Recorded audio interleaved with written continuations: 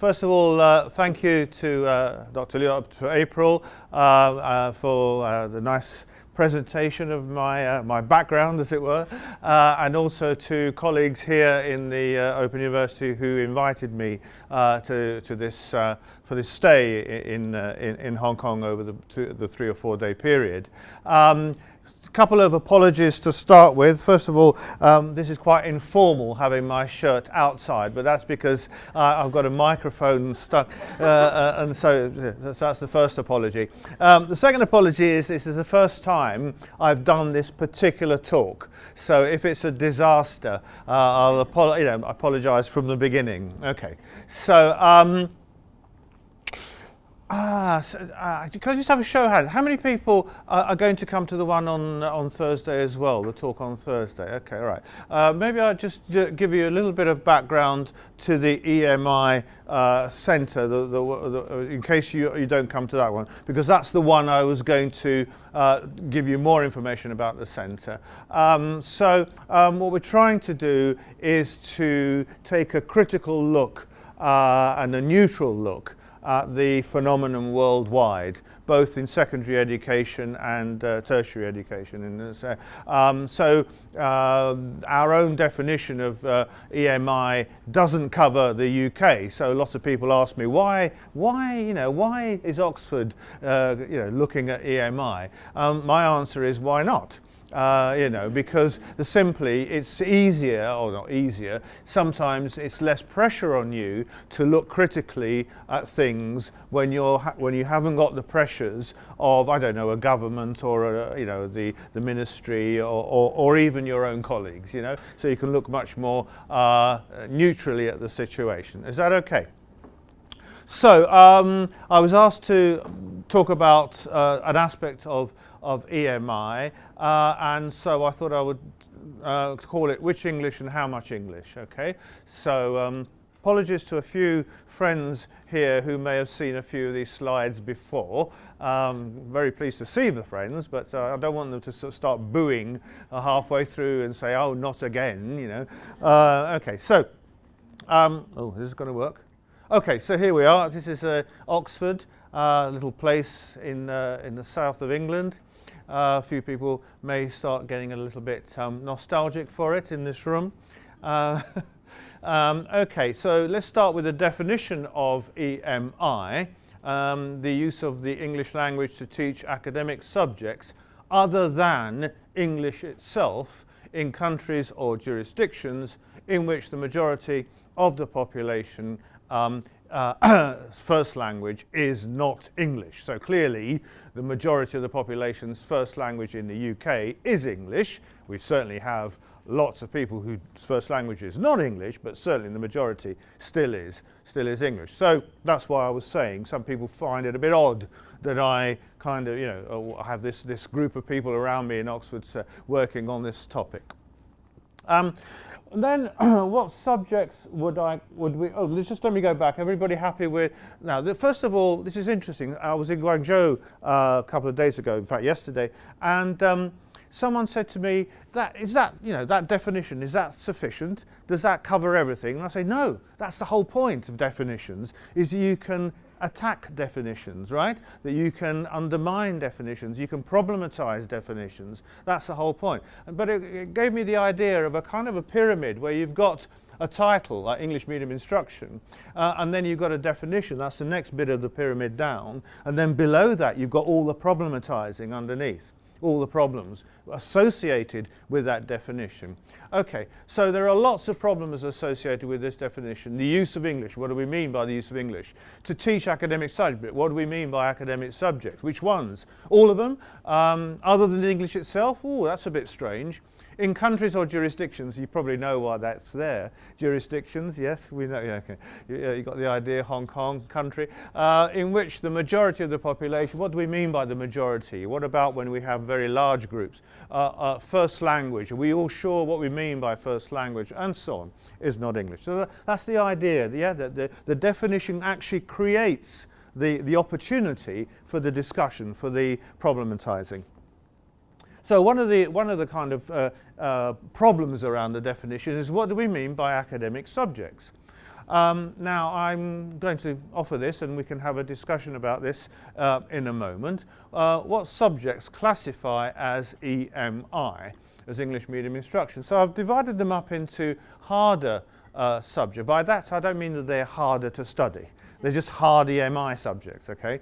And then softer ones. So these ones, physics, engineering, geology, geography, economics, sociology, they're harder because they don't have a connection with English in any particular way other than research may have been published in English, right?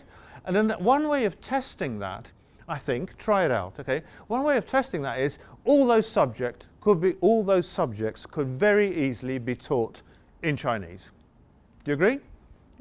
There would be no problem about teaching those subjects in Chinese. However, I think when you move on to these sort of subjects, they start to become a little bit more blurred. Yeah, whether the role of English is, you know, kind of getting into those subjects to the point where you would find it very difficult to teach TESOL without reference to English and without the use of English. Now, you might say, well, okay, I'm sure we could do internet studies without any reference, without using English. But I think you would begin to say, well, I don't know, I think we probably do need to. A lot of the internet is in English and so on, right? And so there's you know, maybe it's on a continuum, but you can see what I'm trying to get at maybe, yeah? That's why I call those hard EMI subjects and more soft EMI. Is it possible to teach applied linguistics entirely in Japanese, for example, in Japan? You know, people might say, well, a lot of stuff's been written about the English language in applied linguistics. Are we missing a whole area if we don't actually, you know, have some sort of a conversation in a classroom in English? Okay.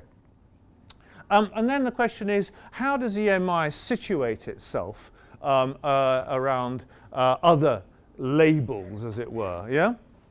So this is the first time, I was asked to do a workshop, by the way, yeah? Fortunately, there are not too many people here, and it's more like a workshop in the UK. I was in Guangzhou, and I was asked to do a workshop. I imagine there would be 30 people in the audience, 30 teachers. There were 115. Okay, and somehow I had to distribute paper for people to do the workshop. But this one is easier today. So what I'd like you to do is have a look at all these different acronyms and labels. I think everybody should be reasonably happy with them. I would imagine most people are happy with these. English for academic purposes, slightly different from English for specific purposes. English as a foreign language, I think we all know what that is, do we? Are we absolutely sure? Okay. Immersion usually refers to North America, Canada, the United States. EMI is a label that's given in Hong Kong and other parts of the world, although some people try to use the word CLIL. CLIL is a word it's an acronym used in Europe, but people are beginning to appropriate it.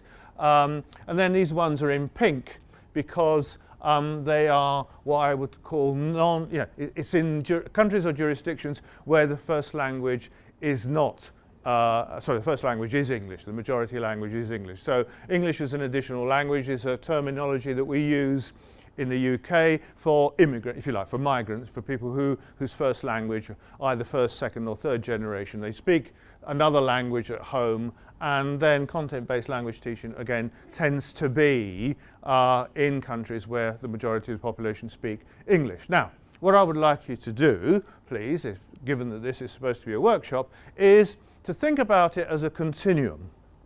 And all I want you to do is get a piece of paper and draw a line like this, horizontally on your piece of paper. You can have it landscape or portrait, I don't mind.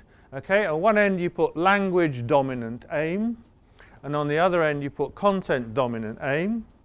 Okay, and so the idea here is that what I'd like you to, well, I'll let you do that first. Okay, you don't have to do it, but it would be nice if you did. I won't collect it in at the end, so don't worry. Okay, you can do it in pairs or in groups, or you can do it individually. And then what I'd like you to do is to put at least the blue ones of this on that continuum according to what you think, where you think they are on that continuum. In other words, as the teacher walks into the classroom in an English for academic purposes classroom, what's in his or her head? Yeah? What's in his or her head? Are they content-dominated, dominant objectives, or are they language-dominant objectives? Okay? I'm just going to give you a few minutes to do that. Thank you. Okay, let's have a think. Was that difficult to do or easy? Easy or difficult? Anybody? Easy, so-so. Okay. All right. So I'm going to show you where I've placed them there. Okay, so is that roughly how you would place them? Is that roughly how you, yeah? Yeah, roughly there. Yeah, generally speaking, EFL is more language oriented. But it's interesting, yeah, I'll let you have a look at that first. I've also put on here the kind of environments. We've got, universities which are claiming to be entirely EMI. For example, most of the universities in Hong Kong are entirely EMI. Then we've got Anglophone universities, such as my own university, where we have a large number of international students. Then we've got L1 only universities with lots of EFL provision. And then we've got, so this is kind of, this is universities around the world, not necessarily schools. Yes, I would say that EFL, as a teacher walks into the classroom, their main objective is language. However, it's not completely language. If you look at high advanced level examinations in the UK, for example, modern language examinations, they are tested on content. They are tested on the culture of the country. Right, so it's not totally language oriented, and of course, poor old EMI at this end. We would imagine that possibly some EMI teachers might think that they are also looking at language, some language. Yeah, and clearly it's supposed to be content and language integrated learning, so I've put it in the middle, but of course it may well not be content and language integrated at all, and in fact I would argue that from the research I've looked at, I can't see much integration at all in CLIL, in European CLIL, not in Hong Kong CLIL. Hong Kong EMI. All right, okay, so that's does that feel about right? Does that feel as if it makes sense? Okay. So now, let's have another little group task, and I want you to just discuss, in EFL classrooms, what variety of English should be taught or used in formal learning context, how much English should be used, and who should teach English. Just as a very, very brief sort of, brainstorm. And then in EMI classroom, should that be different? What variety of English should be taught or used in formal learning content? How much English should be used? And who should use English in their teaching? Off you go. Okay, can I bring it together? And, all right. Now in schools we do this, 5, 4, 3, 2, 1. It never works. Okay, so I just want to get a feel from you, because I'm not going to tell you which English and how much English. Well, I'm probably at the end. I'll give you my view, but I don't have the answer. Anybody would like to make a start? So in an EFL classroom, what variety of English? Anybody? It depends on where the EFL classroom is. Is it in Japan, Korea? Usually they like American English. In Taiwan, American English. And then in mainland China, also American English. Split. Yeah. And in Hong Kong? In Hong Kong. I'm waiting for her. It depends on the political and historical context. Yeah. Malaysia, British English. Yes. Yeah. Okay. Right. So okay. So you're actually relating it to some kind of historical context. You're saying that in Malaysia, British English, but in the Philippines, American English. Yeah. Okay. So the modal verb should is is. We also, because it's difficult to say should because it's so normative. Yeah. It depends on the policy makers and workplace needs, aspirations, where you want to go for tertiary education. Okay. So, all right. So that's one perspective is to say what do the policymakers believe that you should do. Maybe we could also ask the teachers what they think, or even ask the students what they think. Anybody else have a slightly different view that it wouldn't be American English or British English or Australian English or New Zealand English or South African? No, probably not a good idea. Anybody have a different view that it shouldn't be any of those Englishes? No, everybody's quite happy with the native varieties of English in non-native English countries. Everybody's satisfied with that? All right, now I know where we're coming from. Okay, right. Now, what about in EMI classrooms, right? Is there a difference then between our perspective when we're teaching content as to when we are teaching the language itself, or only the language, or mainly the language? Is there a difference? Anybody else like to have a think about that? Okay, let me push it even further then. I'll prod you in the direction. Okay, in EFL, one might argue, right, that it doesn't matter so much, if you like, if we're not teaching native varieties, i.e., American, British, native variety. However, we might argue that in an EMI context, where we're dealing so much with written language, which is standardized English, we might argue that you have to have even more of a standardized form of English in the EMI classroom. Does that make sense, or is that completely off the wall, as they say in North London? Anybody want to argue against any of that? No? I'm assuming then you're agreeing with me. Okay, not to worry. All right. Now, how much English should be used? I think I'm going to leave that one for, hopefully you had a talk about that. I'm going to leave it for a while and see what you think at the end. I'm going to come back to that question. What about who should teach English? Obviously, native speakers should teach English, shouldn't they? Come on, clearly they're the best. No? No? No? Oh, come on.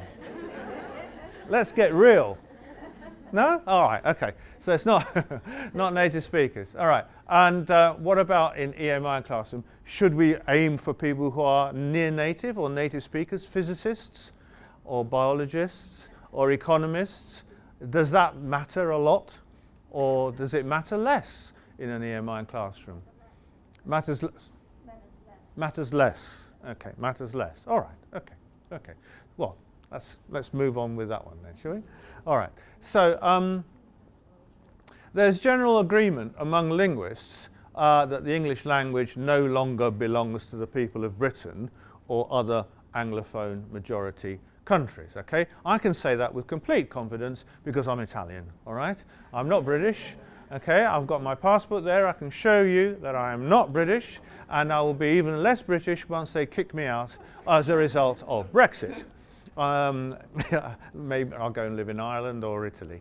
Okay, so, but it is actually the case that most people who are thinking about the whole issue of which English do not consider that it belongs to the... Now, what does that mean? It just means that the Brits and the Americans and the Australians no longer have the right to establish the norms of the language, to codify the language, to give it a code and say this is correct, this is incorrect, and to dictate to others how it should be spoken. Okay, so it no longer becomes their prerogative, but it becomes the world's decision about whether we go for some kind of a standardized form of English or it's a free-for-all.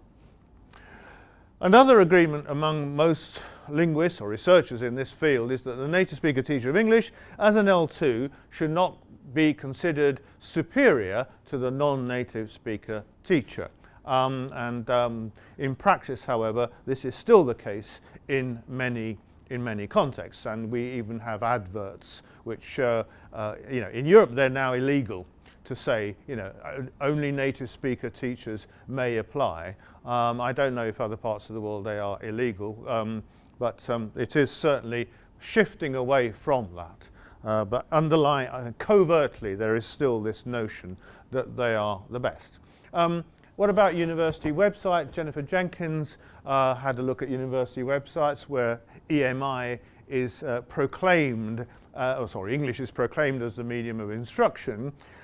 She found very little or almost no specification as to which variety of English is appropriate for admission to the institution. However, she says we can infer that native varieties are considered as the ideal because no language entry requirement is imposed on native speakers of English. Now, I think that's a little bit of a sort of tortuous argument there, but nevertheless, I think she has some kind of a point that, you know, if April goes to apply for an EMI university in Japan, they may ask her for an IELTS score, but if Marin goes to, they won't ask her for one.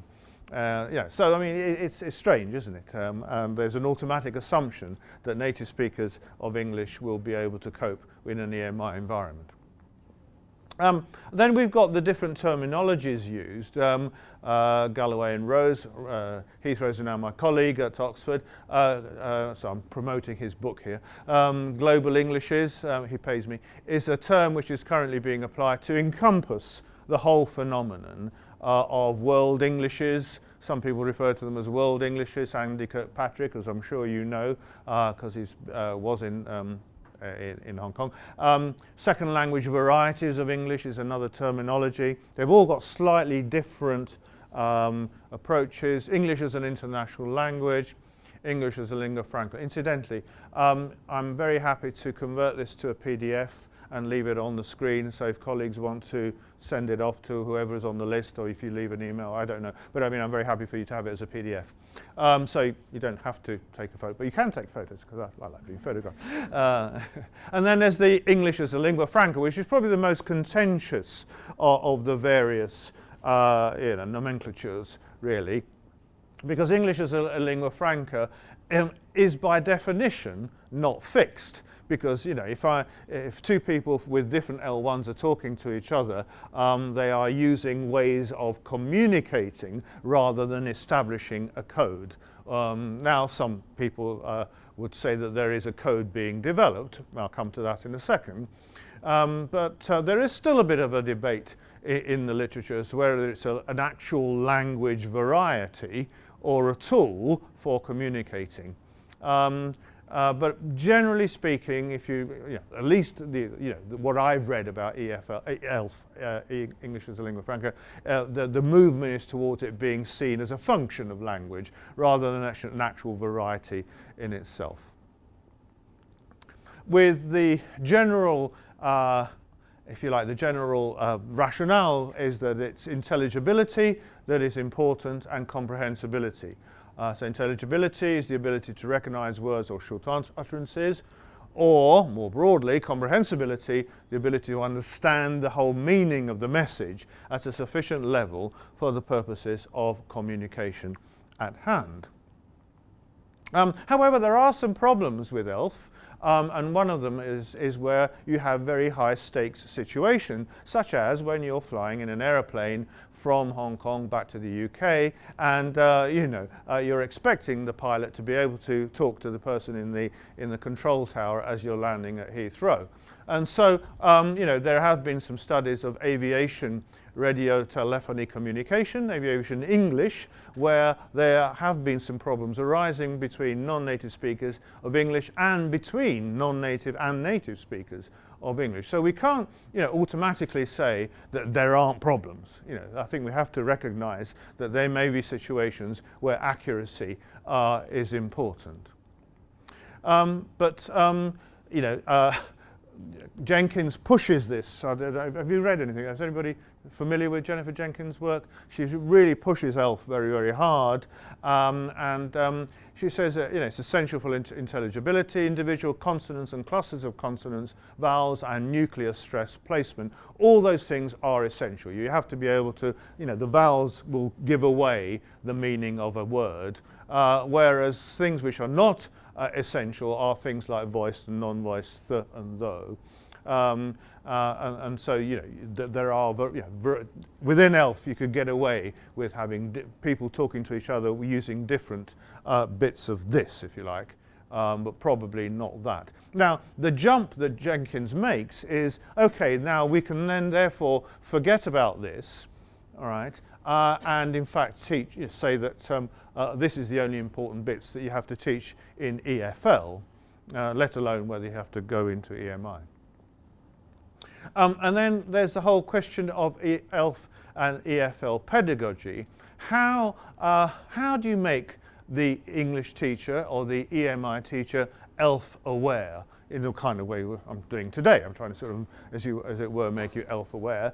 You know, but more importantly, at what stage do his or her learners have to be, you know, to have sufficient command of the language to be able to deploy the kinds of communication strategies being proposed by the ELF movement, which in real life situation will solve the problem of communication breakdown.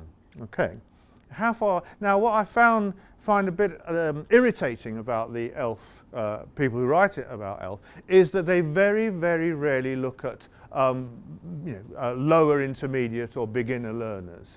The notion of working with beginner learners and exposing them to many, many different varieties of English and then exposing them to kind of conversation between ELF speakers, you know, whilst in principle and ethically acceptable, I'm not sure that pedagogically is doable. It's just not feasible. So here's a little snippet from an ELF conversation by Andy Kirkpatrick in his book, 2010 book on English as a lingua franca in the ASEAN context.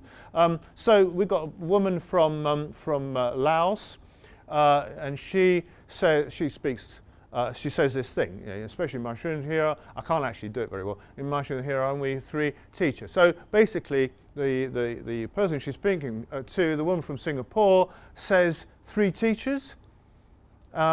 Because after correcting herself from T to tree, the woman, this speaker understands what she's saying. And then the lady from Laos says, yes, 3 teachers. And the lady from Singapore says, trained to teach English? And then she says, yes, they're all trained. Now, Andy sort of minimizes the communication problem here, and this is what's very interesting about looking at real life communication, is that the way that I interpret it may be different from the way that other people will interpret. I interpret it as this person wanting to say, there's only 3 teachers in my school who are trained, right? And this teacher says, 3 teachers? Is that there? Yes, 3 teachers. So it's and the actual problem is actually here, not here. You see what I'm trying to say? Okay. So she said, on we, and she goes, 3 teachers? Yeah. Yes, 3 teachers. Oh, okay. Do you see what I mean? Now, I may be wrong. I'm sure Andy's closer to the data than I am, but you know, the way that we interpret this can be very facile in some ways if we're not careful. Okay, now what about what people think of it? The students around the world, if you like. So here's a study by He and Zhang. 41.6% of students prefer to sound like a native speaker. 43% are okay with their Chinese accent, as long as their speech is comprehensible to both native and non-native speakers. Whereas teachers tend to be a bit more prescriptive or old-fashioned or whatever you want to call it. They prefer students to sound like native speakers, but even so, 56.6 is not huge. And 43 considered a Chinese accent to be acceptable. Okay. Just a little bit of a tour around the world. Is in Taiwan, Shenzhen, 70% of the student population, international students. And what we've got here is an EMI context, where they've got international masters in business administration, a soft EMI as I call it.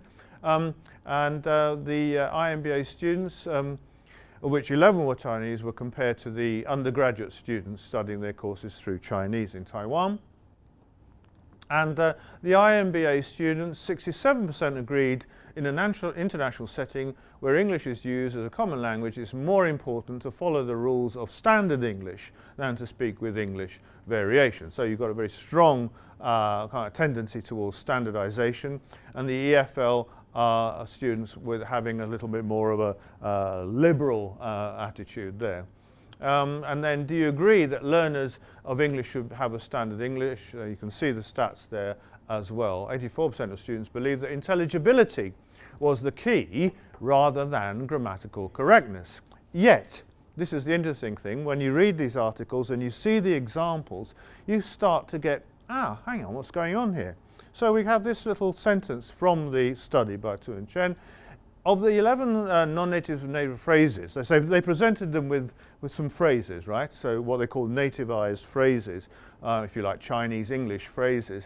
Only one phrase, long time no see, was considered acceptable by the students, okay? And this phrase here, I ever read a book, I think means I always read a book. So I think the context was, what do you do if you can't get to sleep at night? I ever read a book. I don't know. I think it was that, but unfortunately the authors don't give us the information. But it spent me $100 means it cost me $100. Okay, they didn't think that was acceptable. They didn't think that was acceptable. Gosh, time is moving. Okay. And now we've got a student in Sweden, so he's a secondary school student, EMI student, and she says, you would get to hear a dialect that is not so Swenglish. Yeah, Swenglish, yes, I'm sure you will know what that means. I mean, anyone can speak Swenglish. If you choose the EMI programs, then you want to speak like an Englishman, or even an English woman, or an American, and you want to erase your Swenglish. Okay, so there are these kind of ideas floating around about the variety of English that's needed. Now, so basically I guess that there are three possible options for EMI teachers who are not native speakers. And generally speaking, when I talk about EMI teachers, I am talking about non-native speakers, is to either you adopt or try to adopt an international variety of English or a standard English, as is the practice in the written academic communities of practice, or you use your own variety of English, and hopefully, you know, because your students are used to it, then they will understand, but mark that spot. Or you adopt one of the established varieties of English from one of the Kasharu's outer circle countries, yeah? So Chinese English, and so on. Of course, then variables may be according to the phase of education. It may be the very different situation in tertiary from secondary education. Here's an attempt by a student trying to understand a lecturer using the word NASA instead of another, okay? NASA. She thinks NASA. That's it. NASA. So she thinks it's NASA. You know, in America.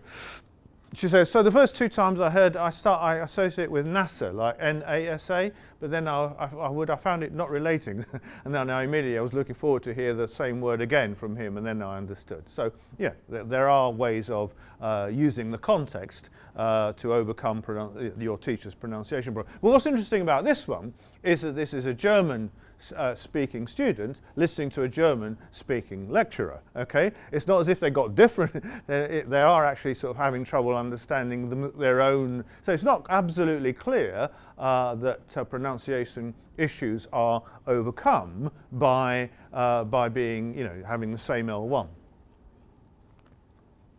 And then this other one, same one, it's about lexical interference. I'll let you just read it.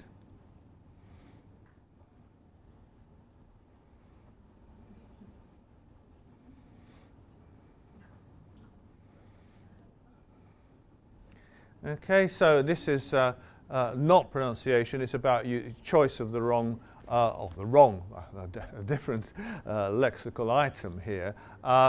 Again, you know, though throwing the, you know, the L1 student, the student with the same L1.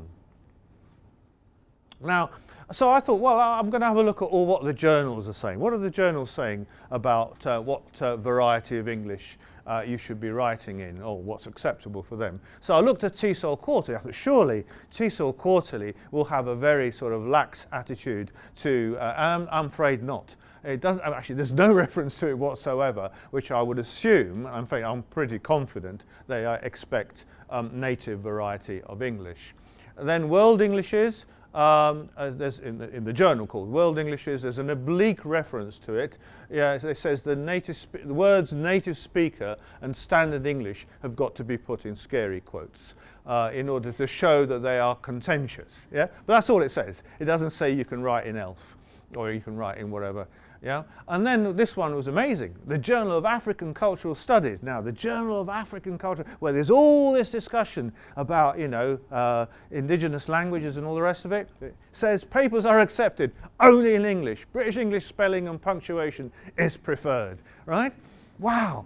And then only, you know, fortunately, the Journal of English as a Lingua Franca, which is edited by Barbara Sedelhofer, actually does say the authors submit manuscripts which is intelligible to a wide international academic audience, but it need not conform to native English norms.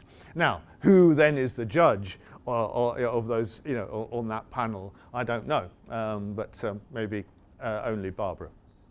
Okay, so then we've got, I'm going to move on now, yeah, but it's very connected, yes? Who's best, the native speaker teacher versus the non-native speaker teacher? It is perfectly possible for native speakers of a language to master all aspects of that language such that they are indistinguishable from those, sorry, should be non-native, my fault, from those born into that language. Native speaker identities are social constructions as well as linguistic ones. In other words, it is the society that tells you whether you're a native speaker or a non-native speaker, not your you know, your psycholinguistic criteria. So, and then the attribution of native speaker labels overwhelmingly tends to be applied to English. And that's sort of, you know, it's all to do with Anglocentrism and even possible racism. Nobody ever says, oh gosh, he's a native speaker of Italian. My goodness me, he's going to do me out of a job. You know, it just doesn't happen. So it's all about, you know, the history of English and, you know, the imposition of English through colonialism and the rest.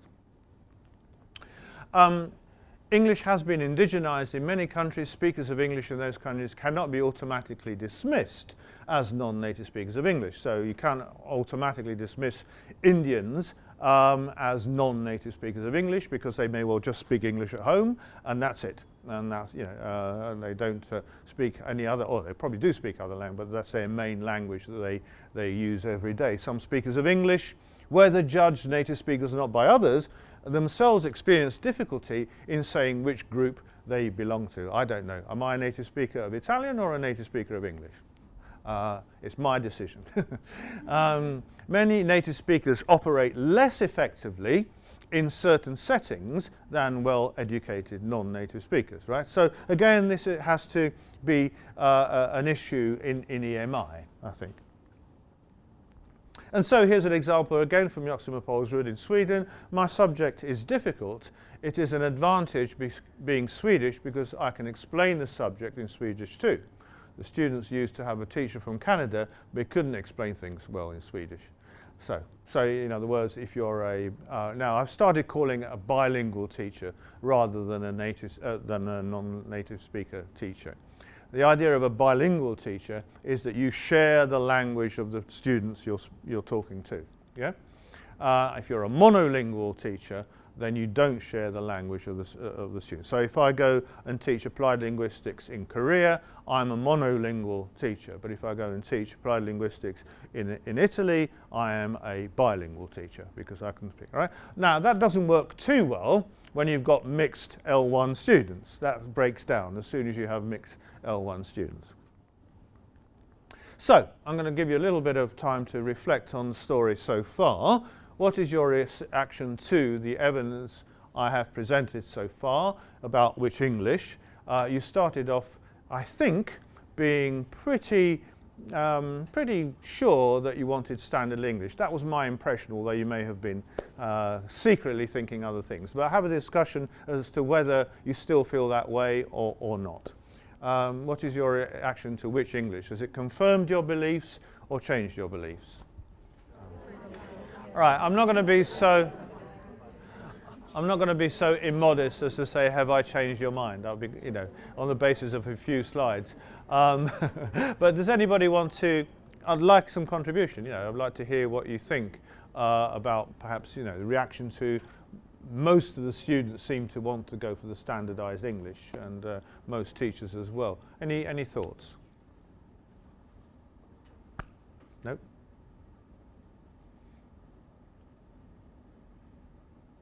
Go on. Nope. I would say go with student desires. Like if they want a native English teacher, then of course you can hire someone from America. Yeah. But if they don't like their local accent, they may not be motivated enough to pay attention. Yeah. So that would be, I would say student desires. Yeah. I'm totally in agreement. We've got to take them into account, student desire. Do you think that students could also go through a process of thinking about, you know, whether what they believe, because obviously all our beliefs are temporary, aren't they, and can be changed. You know, do you think students ought to be opened up to this debate about whether native, it's not so much the native speaker teacher, but although I agree with you, that's one of the, yeah, it's the, you know, how close do you have to be to the native speaker variety? Anybody want to add something? Please. I guess as an English teacher, you probably don't want to send like someone selling fish in the market. Mm-hmm. That's another extreme. Mm-hmm. So I'm thinking like if you teach physics, as long as you can speak something like English, Mm-hmm. do your math, that's it, right? Mm-hmm. But I think we have higher expectation for English teachers. Right, okay. So we've got this, my initial slide of saying EFL as opposed to EMI. Yeah, I mean, so the idea here is that you would always hire an EMI physics teacher or whatever on the basis of his or her knowledge of physics. Yeah?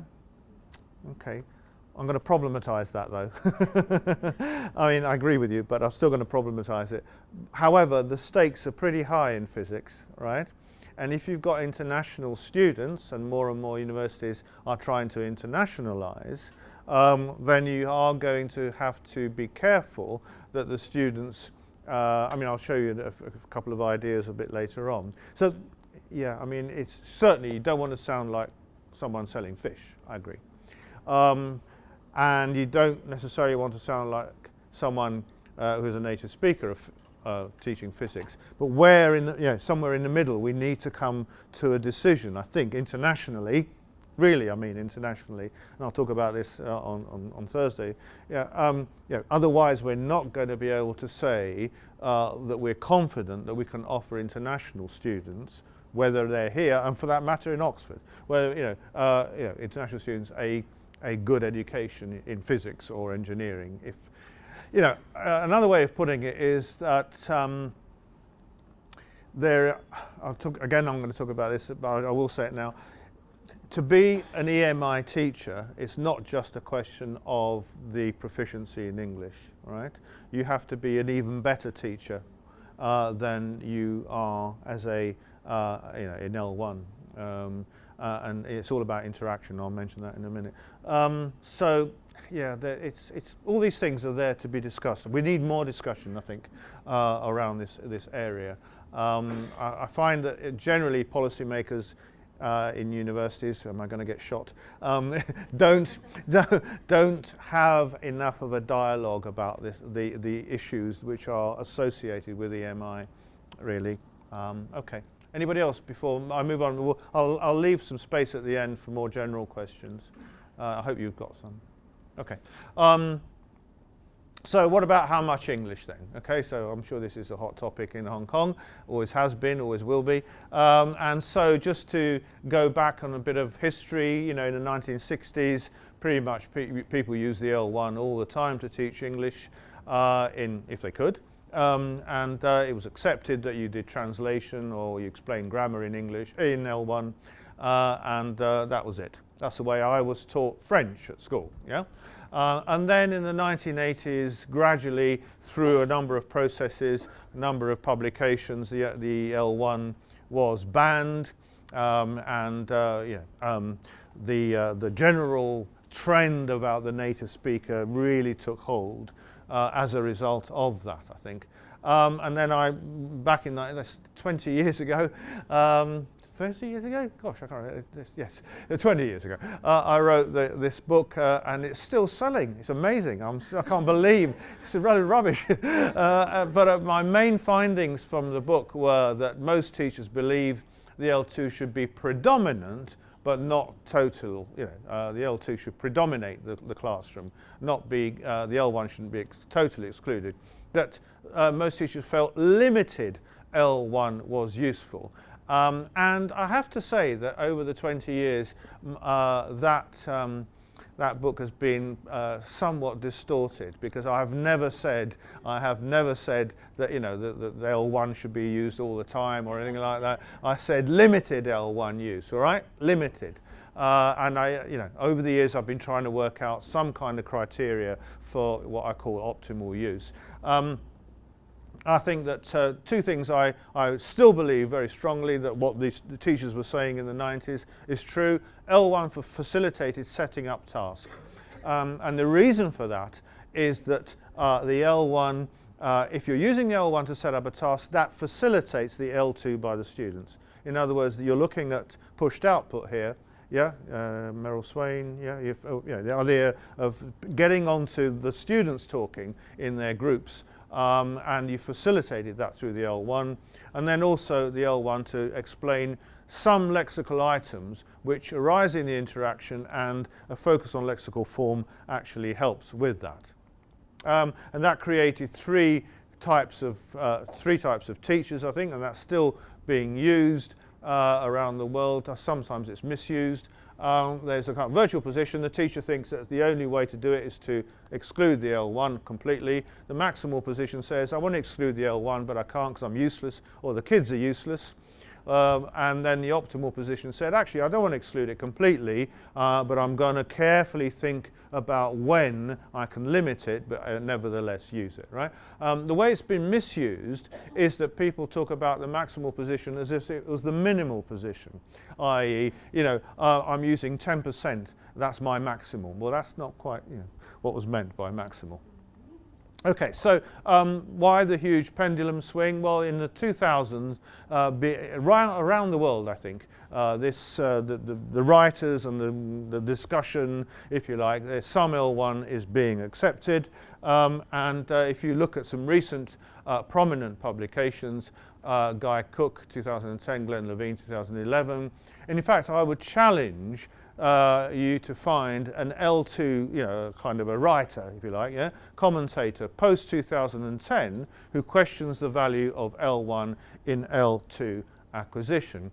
Now, I'm really scared about pressing the next button now, but I'm going to have to because I can't skip it. So we now have translanguaging, which is a word which is used a lot in the literature about using two languages in order to teach one language or to teach content.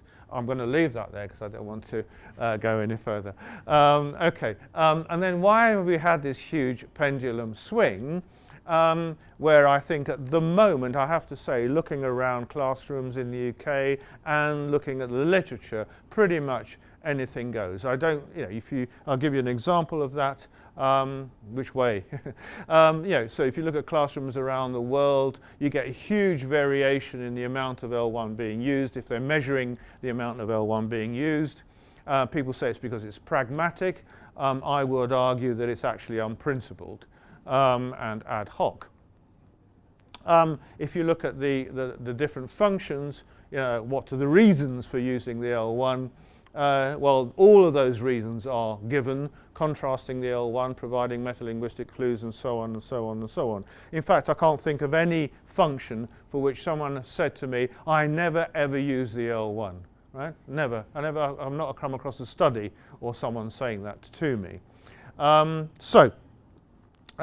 So the situation is that I can't see in the research literature any kind of guiding principle about L1 use. Okay, so I think you can apply all these not only to EFL or language learning, but also to EMI. If you look at a few studies which have looked at the functions of L1 use, which in an EMI context, you find exactly the same ones. In an EMI context, the one that isn't mentioned is explaining grammar, because in an EMI context, teachers don't, physics teachers don't try to explain grammar. At least I haven't come across any that do. Okay.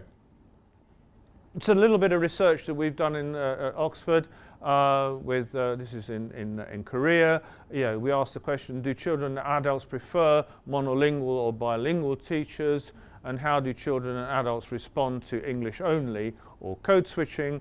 Basically there were no teacher preferences. Adults more comfortable with monolingual.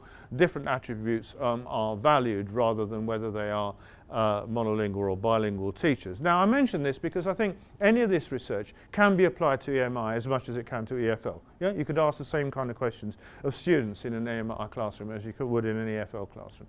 Children welcome switching more than adults, but adults like some switching as well. Another question that we asked was with Japanese students who were on a course, and we asked them, does a bilingual assistant with permission to switch initially and gradually fading out result in greater fluency? And again, we found yes, they did. Japanese students are very reluctant to speak in English when they first start a course, and therefore if they're given a bit of an opportunity to speak in Japanese, in L1, and then gradually fade it out, we seem to find that worked reasonably well. Having a bilingual assistant, the teacher was monolingual, but the assistant was bilingual. Code switching and vocabulary, this is a study that Marin contributed to collecting the data. What is a learner's strategic reaction to trying to understand the teacher trying to stick to L2 only? Okay. Now again, I think this applies to EMI as much as to EFL, and what we found was that we have a problem on our hands. Okay, so these are students of French in the UK. After listening to a text, the teacher attempted to explain a new lexical item using an L2 definition, a paraphrase, or a contextualization. That applies absolutely to an EMI context. Yeah, you've got photosynthesis. You try to explain it using a paraphrase or whatever, or a contextualization or whatever. And then we did some stimulated recall some days later to find out what they were thinking when the teacher was trying to stick to L2 only in trying to explain that. And what we found was quite startling. Well, the students' strategies for understanding the L2 were very, very limited. All they thought about was the cognate nature of the word, whether it looked like English, their L1 English, yeah? Does it look like that? And then even the explanation that the teacher was giving was, oh, does it sound like English? Does it sound like L1 English, right? So they weren't developing, right? They weren't developing the strategies that enabled them to survive at listening to L2.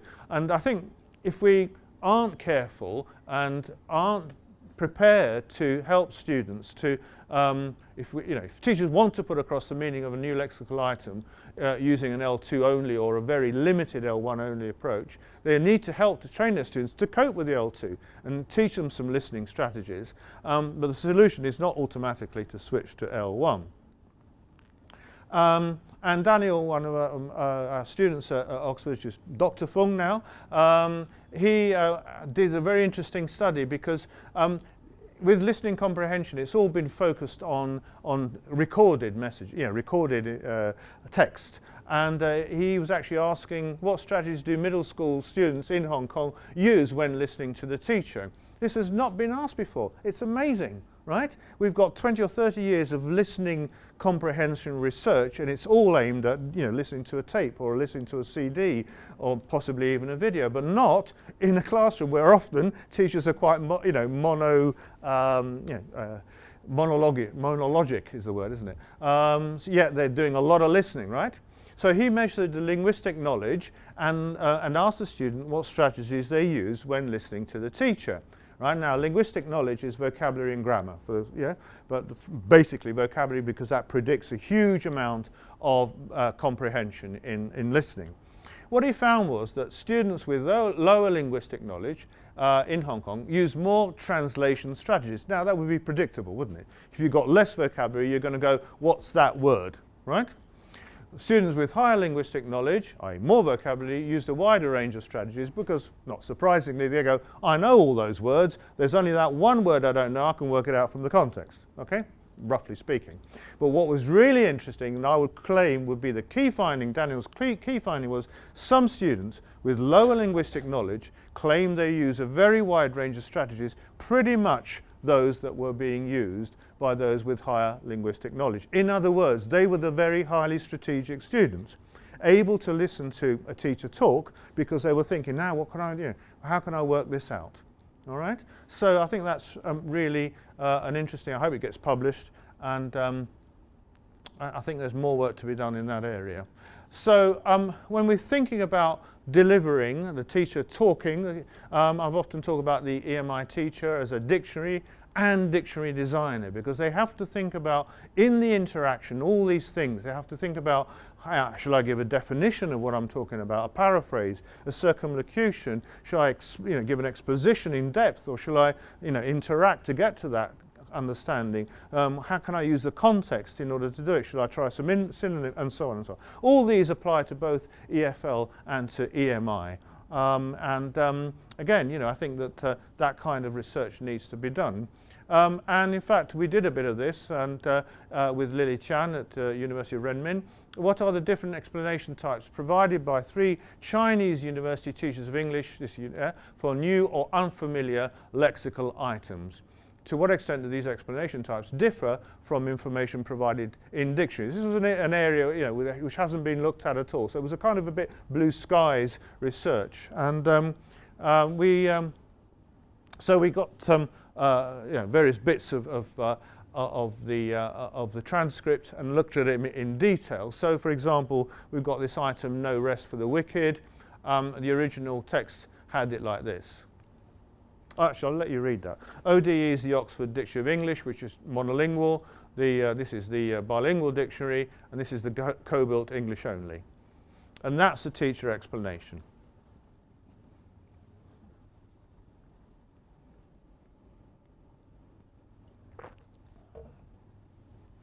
Okay, so clearly what we've got here is it's a very complex phrase.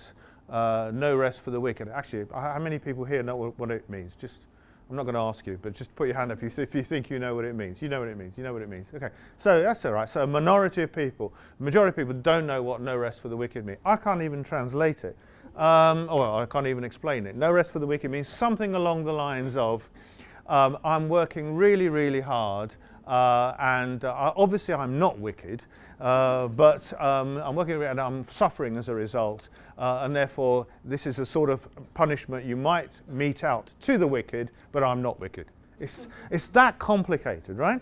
Okay, and so you've got a phrase and you've got to try and explain that phrase to students, in the same way as you might have to explain a concept to your chemistry students or whatever. And so, the teacher here really does struggle. I'm not critiquing the teacher at all. They just basically say that wicked is bad people, but they perhaps don't even know what the idiom means, But they're faced with these kind of decisions every day. Although I have to say that was in a text that the teacher was presenting, so you might think they want to look it up. But actually, it's not even in some of the dictionaries. Here's another one, this phrase sensationalism. And here we've got all the dictionary explanations.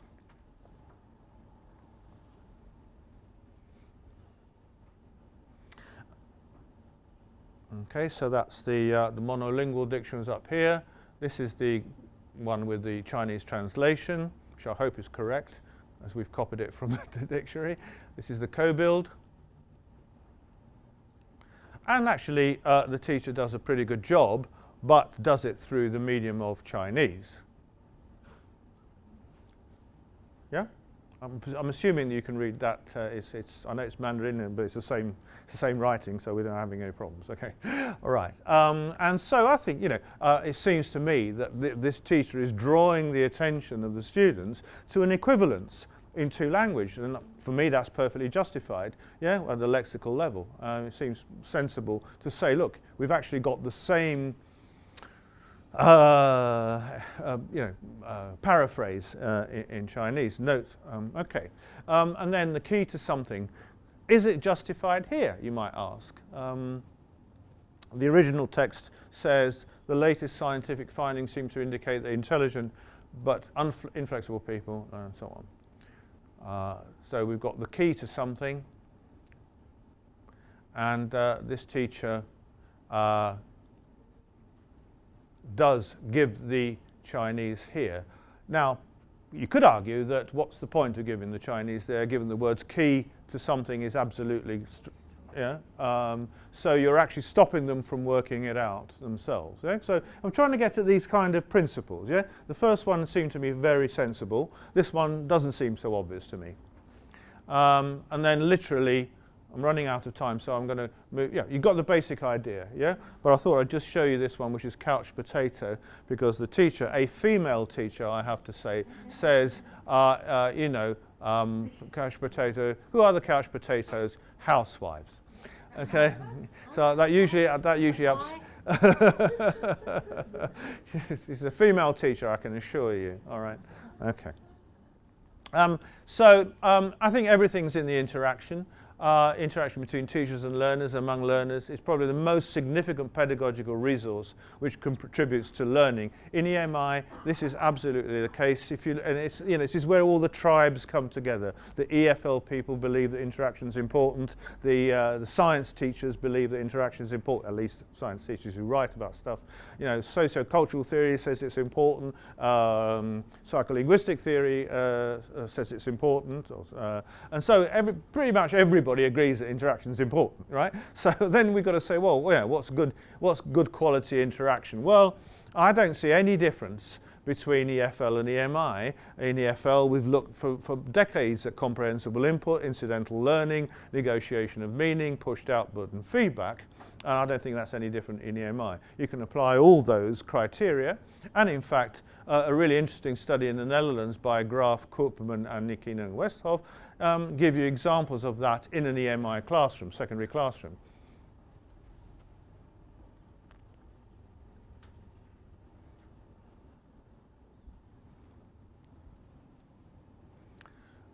And it's quite a nice one. Maybe there's another person who wants to add something, because frankly I think that's a very tiny weeny answer. Come on, give us some more, trying to force students to speak, right, in an EMI classroom. I think it's really nice. And then, a recast. Sorry if I'm moving a little bit fast. So quality of interaction might consist of extended initiation response feedback sequences, a high variety of teacher language functions, question types that require higher level cognitive responses, longer student turns, and then sufficient wait time to allow the students to actually process the language, thereby being able to give more interesting and complex answers. I'm going to embarrass Yun-Yi by showing some data that she collected, and here the interaction is all in English. Now, we haven't got time to look at it in depth, but what we find here is really the teacher is telling the students rather than interacting with the students, right? This is an EMI in Hong Kong, grade 10.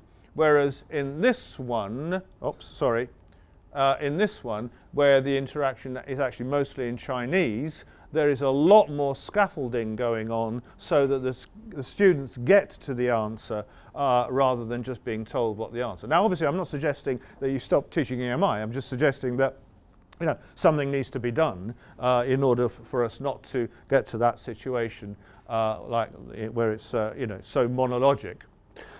Here's a Swedish example of switching in EMI context.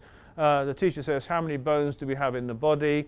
And the student says it in English. In Swedish.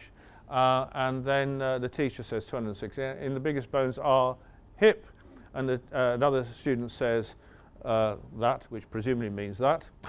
I'm assuming it means that.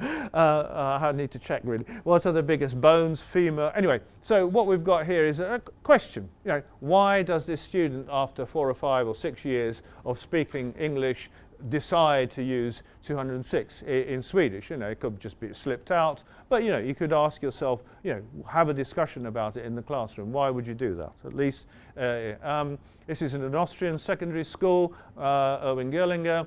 Listen to me, please. I'll give you some explanations. What you do in the first time is choose. This is EMI, and then the student says, "Can you say it in German?" And of course the teacher, yeah, sure, wir haben 6 Materialien. Yeah, sure, I'll do it in German. I'll change the whole lesson. You know, and you know, so you know, we've got to get to grips with some of these principles, I think, a bit more. Now we'll finish with Italy, I think. There's a lecture in Italian University. As you can see, there are 3 or 4 key words. The first word is fast. Okay. What fast means that we have to pre-cool between 30 minutes and 1 hour. Fast equals efficiency. What means immediately after harvest? Immediately means 6 hours, 5 hours. This is agricultural chemistry, right? So what we've got is a major problem here. We've got fast. Okay, so most students in Italy would have learnt fast as EFL, meaning just going very fast, right? But fast has got many meanings. Yeah, to means tight, or is adhering, or tied up, and all this. And that's what it means here. It means adhering to something.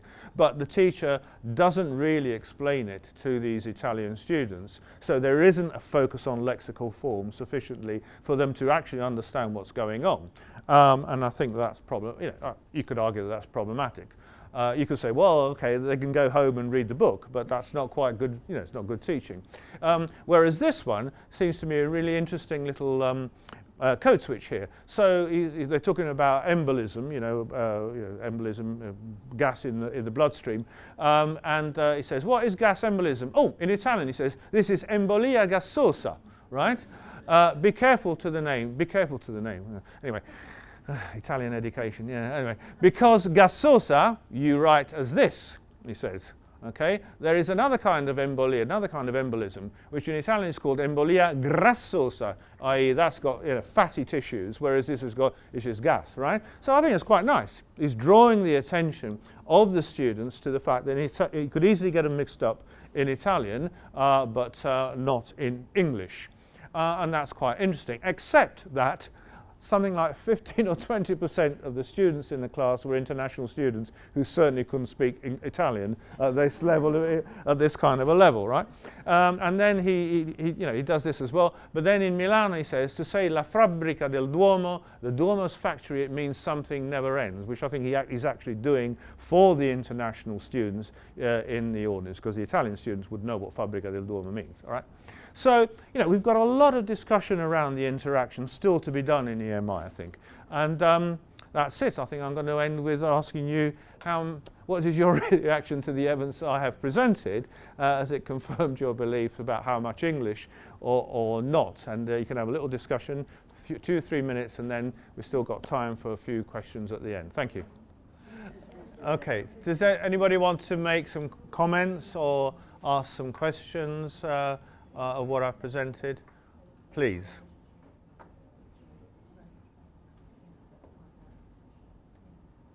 Please. I would like to ask about the translanguaging, because you have talked about, we have quite a lot of examples about the we have quite a lot of examples about the translanguaging examples. But in Hong Kong, actually, translanguaging is not allowed in the schools in Hong Kong. We can only use English for content lessons or Chinese in content lessons. So what do you think about that? Yeah.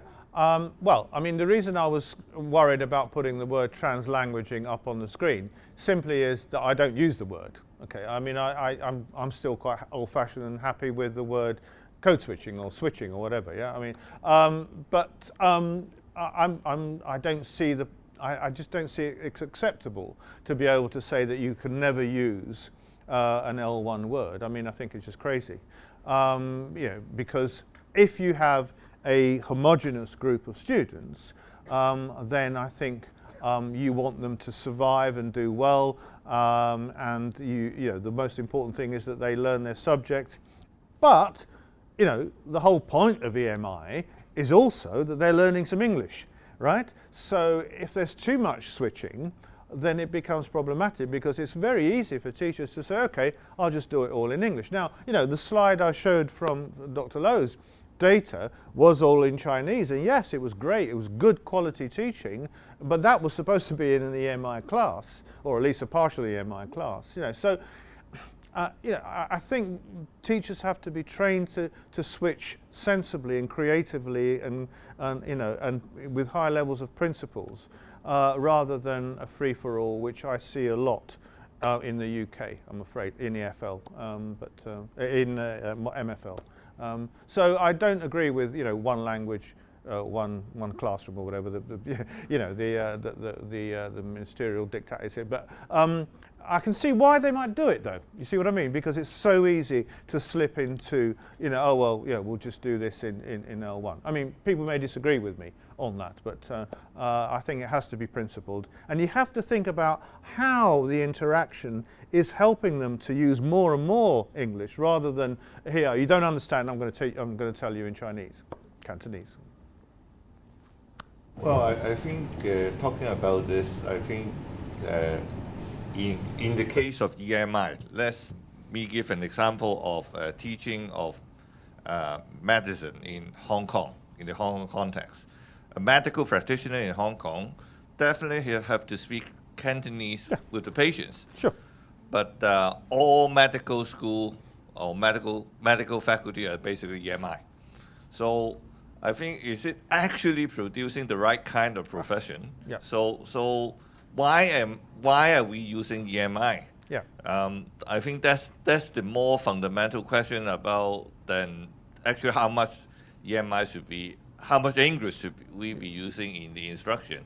Of course, there's an argument saying that medical science is developed mostly in Western country, and United States of America is the leader in the whole world for many different areas. But but that's the case. You have to handle your patients. Absolutely. I totally agree with you. In fact, that's the example I always give in EMI, although you have chosen one subject there, which is the extreme subject of medicine. The other one is Chinese law. You know, you wouldn't want to do Chinese law through the medium of English. That wouldn't make any sense at all. But I agree with you. There is a balance to be struck if they're going to explain, you know, the symptoms of you know, pleurisy to their patients. They're going to have to do that in Cantonese. However, they are going to have to read English journals. So I think, you know, again, it needs to be thought through. But I agree with you that medicine just does not make sense for it all to be. I mean, for them to be trained to do, you know, my daughter's just qualified as and they do lots of, you know, simulations of talking to patients. It would be crazy for them to not do it also in Cantonese. But that isn't, you know, medicine is a bit unusual. You suggested kind of 3 possible solutions for EMI teachers in terms of implementing English in the classroom. 1 is adopting standard English, 2 is using teachers' own variety of English, and 3 is adopt one of the established varieties of English. I guess my question is, how would it look like for established EMI teachers or teachers in general to suddenly adopt a standard type of English or a variety as opposed to just using their own? I think most teachers are using their own variety of English. Mm-hmm. And there's no, I mean, I'm just wondering how that process would look like for teachers to adopt a standard of English when they've already have their own variety of English that they're using in the classroom. And even if policymakers come to a consensus of the kind of English they want to teach, is it possible for teachers to teach that kind of English, especially even in Hong Kong? Yeah, again, I agree with you. I mean, I think that here there is a difference between secondary and tertiary. Yeah, in that tertiary teachers are exposed a lot more to kind of more standard international versions because they go to conferences, they present at conferences. In fact, there's some interesting studies where, you know, they say, do you feel confident to university? Do you feel confident to present your work, your research at conferences? Yes, 95% confident. Do you feel confident reading, you know, research in English? Oh yeah, absolutely, no problem at all. Do you feel confident teaching through EMI? 50%, 45%, you know, much less confident. I think in terms of secondary, yes it is, I would agree, it would be very difficult for teachers to suddenly or even gradually switch to some. I mean, I wouldn't want to advocate it either. I think as long as your students can understand you. The question is how long before, and there is a real how long actually, how long before secondary education starts getting hit by internationalization as well, because private education, example in Korea, is really pushing state education. In Bangladesh, for example, private education in secondary is really pushing to, you know, the state education to use more and more English. So, you know, you've got these conflicts. The answers are not that as simple, but yeah, I would agree with you.